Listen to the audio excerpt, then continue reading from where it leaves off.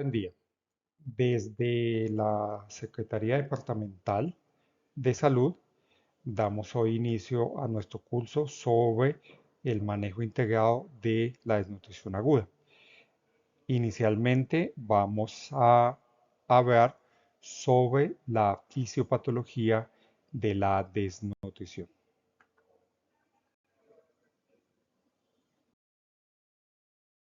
Nuestros objetivos son hoy entonces entender las bases fisiopatológicas de la enfermedad y trasladar a un plano lógico el tratamiento y la monitorización de nuestros pacientes y dimensionar la desnutrición como una enfermedad multisistémica. Y durante esta charla vamos a ver entonces los conceptos fisiopatológicos de la enfermedad, cómo son los cambios hemostáticos adaptativos en el paciente desnutrido y cuál es la diferencia entre el marasmo y el cuachorco. ¿Realmente eso es un fenotipo o serán cambios maladaptativos? Y por último vamos a hablar de la desnutrición como una afección multisistémica. Bueno, durante la fase de deprivación de nutrientes en un paciente desnutrido, se suceden varios episodios que tienden a tratar de mantener la energía del paciente y tratan de mantener el suplemento básico de combustible. En las fases agudas de la desnutrición o en las fases iniciales de la desnutrición, el primer combustible o el primer almacenaje que se moviliza es el glucógeno hepático y el glucógeno muscular. A partir de ese glucógeno se desdobla para que a la sangre vaya glucosa y eso sirva de combustible para el cuerpo. ¿Quién favorece ese desdoblamiento del glucógeno? La disminución de la secreción de insulina por la disminución de la ingesta de nutrientes, que a su vez va acompañada de un aumento de hormonas como el glucagón, por ejemplo, y la noradrenalina y el cortisol, que favorecen esa movilización de glucógeno. Cuando ese glucógeno se agota, luego viene la segunda fuente de energía, que es la gluconeogénesis, es decir, es formar glucosa a partir de otros sustratos, como por ejemplo los aminoácidos de proteína. Entonces se empieza a movilizar todas las reservas de proteínas, sobre todo las proteínas musculares. Y cuando esa gluconeogénesis se agota, entonces se empieza a movilizar los ácidos grasos desde el tejido adiposo. En las fases intermedias de la desnutrición sucede un proceso muy importante que se llama la cetogénesis, es decir, los ácidos grasos empiezan a metabolizarse, se empiezan a transformar en energía y dejan como desecho los cuerpos cetónicos. Esos cuerpos cetónicos a su vez van a servir de sustrato energético para el sistema nervioso central y a la vez tratan de proteger al cuerpo contra la destrucción de la proteína. Cuando la deprivación de nutrientes persiste más allá de un mes, empieza el proceso más lesivo en el paciente desnutrido y es que empieza la movilización de la proteína, no solamente de la proteína muscular, sino también de la proteína visceral. Es decir, el cuerpo empieza a destruir la proteína de los órganos vitales, como por ejemplo el corazón, del hígado y el riñón, y eso es lo que va a producir en últimas el daño orgánico del paciente desnutrido. Vamos a ver en esta gráfica todos los cambios que acabamos de mencionar. El páncreas disminuye la secreción de insulina y aumenta la secreción de glucagón, la cual a través del sistema porta llega al hígado donde produce primero la glucogenólisis y luego la gluconeogénesis a partir de el lactato proveniente de los eritrocitos en el ciclo de Cori, de la alanina como principal aminoácido gluconeogénico proveniente de la proteólisis muscular y a partir del glicerol proveniente de la lipólisis donde los triglicéridos del ácido del tejido adiposo se desdoblan en ácidos grasos libres y glicerol. Estos ácidos grasos libres a través de la beta oxidación a nivel mitocondrial producen energía y producen como desecho los cuerpos cetónicos que van a servir de sustrato energético para el sistema nervioso central. Y por último, y no menos importante, adicional a todos los procedimientos adaptativos que ya mencionamos, la desbalance de los ejes hormonales, principalmente del eje del tiroides, reflejado por una disminución de los niveles de tironina en sangre, y el desbalance del eje hormona del crecimiento IGF-1 a través de la disminución del balance o de los niveles del IGF-1, lo que promueven es la disminución de la tasa metabólica basal tendiente a disminuir el gasto energético basal del organismo. Y lo que siempre hemos conocido como el marasmo y el cuachorco, como dos fenotipos diferentes de presentación en la desnutrición, parece ir mucho más allá. Y algunos autores hablan hoy en día de que el cuachorco puede ser una respuesta maladaptativa. Si recordamos cuando vimos fisiopatología, mencionábamos que durante las fases agudas de la desnutrición había una disminución importante en la secreción de insulina con favorecimiento de las hormonas contrarreguladoras como son el glucagón, la noradrenalina y el cortisol. Ese desequilibrio entre las hormonas reguladoras y contrarreguladoras está alterado en el paciente desnutrido. En el paciente desnutrido con cuachorco no suele tener una disminución tan importante en los picos de insulina, lo que rompe el equilibrio que habíamos hablado de glucogenólisis, gluconeogénesis, eh, cetogénesis, que iba orientada a disminuir el grado de proteólisis. Eso se rompe en el paciente con cuachorco. Y ese paciente con cuachorco entonces lo que sufre es una proteólisis mucho más acelerada y una proteólisis mucho más importante de la proteína visceral, que lo lleva a un daño multisistémico mucho mayor, y no solamente mucho mayor, sino mucho más acelerado. Y adicionalmente, los pacientes con cuachorco parecen tener un estrés oxidativo mayor que los pacientes con marasmo, y eso se ha comprobado por un mayor nivel circulante de radicales libres en estos pacientes. El daño entonces en un paciente desnutrido es un daño multisistémico. Hay alteraciones, por ejemplo, a nivel hepático, donde se produce esteatosis, disminución de la capacidad de síntesis proteica, disminución de la capacidad de gluconeogénesis del hígado. A nivel del páncreas hay disminución de la capacidad endocrina y exocrina del páncreas, que a la última produce un síndrome de malabsorción sobreagregado. Sumado entonces a las alteraciones pancreáticas que mencionamos anteriormente, que producen una alteración importante de la absorción de macronutrientes, comportándose de esa forma como un síndrome de malabsorción, también hay alteraciones de la superficie absortiva del tracto gastrointestinal. Entonces, si vemos en los pacientes desnutridos, obviamente con algunas diferencias entre si el niño tiene un marasmo o tiene un cuachorco, los cambios más importantes que se suceden son una disminución de la superficie funcional del intestino producida por una disminución de la altura de las vellosidades intestinales. Eso produce no solamente mala absorción de las grasas y de los ácidos grasos sumado a las alteraciones pancreáticas, sino que también puede comportarse como una enteropatía pierde proteínas. Eh, Eso sumado a la alteración de la producción de ácido clorhídrico a nivel gástrico, donde se ha visto un aumento paulatino del pH gástrico dado por una disminución de la producción de ácido clorhídrico.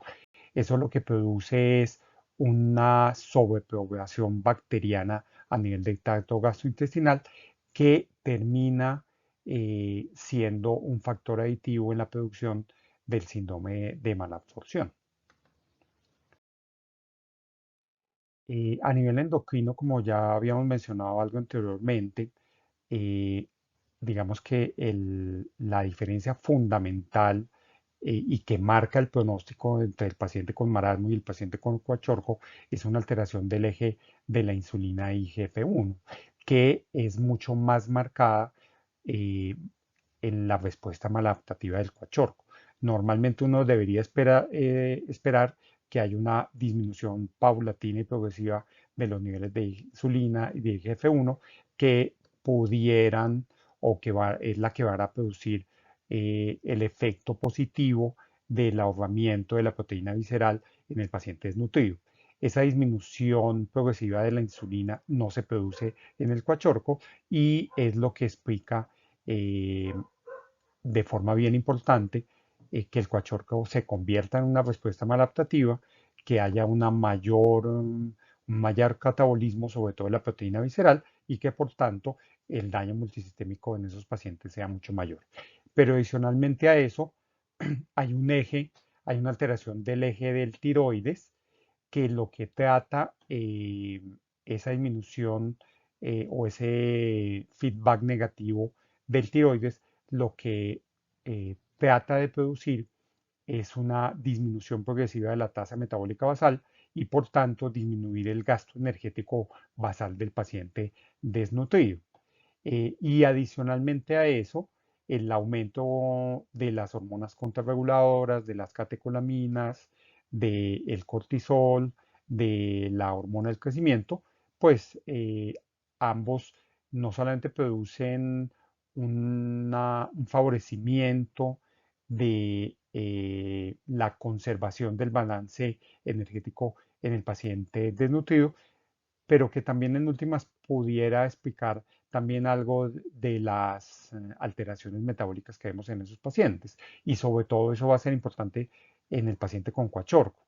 El aumento progresivo de del cortisol como una hormona contrarreguladora que esta es, va a, eh, digamos, contribuir por lo menos en parte a la producción progresiva del edema en el cuachorco. Recuerda que la evidencia clínica de edema en el cuachorco no necesariamente va en paralelo con una disminución de la albúmina. Uno puede ver albúminas entre 2, 2.3, 2.5, que en teoría no deberían producir edema, pero uno ve el paciente edematizado y es por otros mecanismos. El estrés oxidativo que ya habíamos mencionado, el aumento de los niveles circulantes de cortisol a niveles basales, el aumento de la permeabilidad y de la alteración del coeficiente de permeabilidad de los capilares, que pueden explicar en últimas la producción de edema, incluso sin necesidad de que haya una hipoalbuminemia. Pero esa disminución de la tasa metabólica basal es, digamos, positiva para mantener el balance energético del paciente desnutrido, pero también va a explicar cuáles son las complicaciones que se pueden suceder. Y vamos a verlo más adelante, sobre todo cuando hablemos de las fases de tratamiento, de la fase de estabilización, que el paciente desnutrido está propenso a la hipotermia. ¿Y por qué está propenso a la hipotermia? Porque tiene una disminución muy importante de la tasa metabólica que explica la menor producción de calor y por tanto la propensión a la hipotermia en esos pacientes. Pero también tienen los pacientes desnutridos alteraciones en el sistema inmunológico, sobre todo a nivel de la inmunidad celular. Hay alteraciones de la inmunidad humoral, sobre todo de la inmunidad humoral secretora como la IgA, pero las principales alteraciones del paciente desnutrido se encuentran en la inmunidad celular, sobre todo por alteraciones de la fagocitosis, de las alteraciones de la relación entre CD4 y CD8, que explican en gran parte la propensión a las infecciones del paciente desnutrido. Eso sumado, por ejemplo, al rompimiento de las barreras físicas del paciente, que la primera barrera de la inmunidad nata es la piel y es una de las barreras que se puede romper en el paciente desnutrido, sobre todo en el cuachorco. Las alteraciones del sistema urinario y del sistema cardiovascular va a ser importante que las tengamos en cuenta cuando vemos de la fase de estabilización de los pacientes.